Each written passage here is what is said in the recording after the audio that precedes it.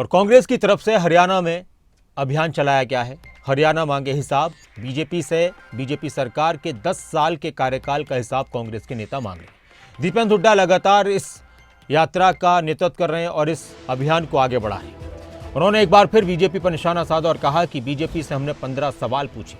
हरियाणा में सबसे ज्यादा क्राइम रेट है, सरकार ने 10 साल में कुछ नहीं किया। हरियाणा में अब यह सरकार 30 दिन की बची है।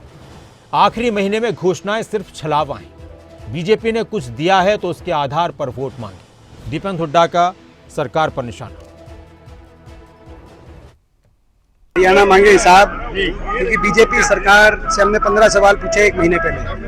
देश में सबसे ज्यादा बेरोजगारी हरियाणा में क्यों है, सबसे ज्यादा महंगाई हरियाणा में क्यों है, सबसे ज्यादा नशा हरियाणा में क्यों है, सबसे ज्यादा क्राइम रेट, देश में सबसे ज्यादा अपराध आज भारत सरकार के अनुसार हरियाणा में क्यों है, सबसे ज्यादा फिरौती और डकैती की कॉल हरियाणा में क्यों आ रही। क्या सरकार पूरी तरह विफल साबित हुई है? ऐसी समाज, ओबीसी समाज के अधिकारों को क्यों सरकार ने जो है इस तरह हरियाणा के अंदर कुछ नया काम किया है। स्कीम सारी बंद कर दी। 100 गज के प्लॉट की स्कीम हो, पीने के पानी की टंकी टूटी की स्कीम हो, और जो हमारी पक्की नौकरी थी उनको समाप्त करके कौशल निगम लेके सरकार आई। बिना रिजर्वेशन, बिना जो है मेरिट के नौकरियों को लगाया जा रहा है। हरियाणा में कच्ची नौकरियों की राजधानी बना दिया हरियाणा को। आम आदमी को पोर्टल और IDO, family ID, property ID में उलझा दिया। तो हरियाणा के नौजवान को सीईटी में और कच्ची नौकरियों में उलझा दिया है सरकार ने 5 साल तक। ये घोषणाएं, इनका कबूलनामा है, 10 साल में कुछ नहीं किया। अब तो 30 दिन की सरकार बची है। अब तो ये आखिरी 1 महीने की सरकार पे, अगर इन्होंने कुछ किया होता तो जो किया होता उनके आधार पे वोट मांगे। अगर किया नहीं 10 साल, आखिरी महीने, 10 साल के बाद आखिरी महीने में घोषणाएं करने, ये तो घोषणाएं केवल छलावा है।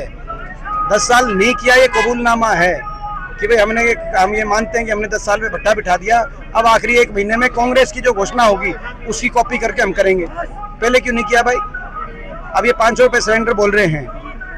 10 साल तक आपने हमारे गृहिणियों को लूटने का काम किया, यानी कि बात साबित हो गई। आप 500 रुपये में आज दे सकते थे, तो जब कांग्रेस ने ये बात की, हमारी हुड्डा साहब ने घोषणा कर दी, उसके बाद आप 500 रुपये कह रहे हैं। पहले आप 1000, 1100, 1200 रुपये में सिलेंडर क्यों दे रहे थे? तब आपको हमारी बहन बेटियां, माताएं बहनें नहीं दिख रही थी, गृहिणियां नहीं दिख रही थी, तो उनके घर के बजट नहीं दिख रहे थे। 10 साल तक तो आप माफ़ी मांगो। 10 साल तक आपने महंगाई से उनकी कमर तोड़ी, आप उनसे माफ़ी मांगो।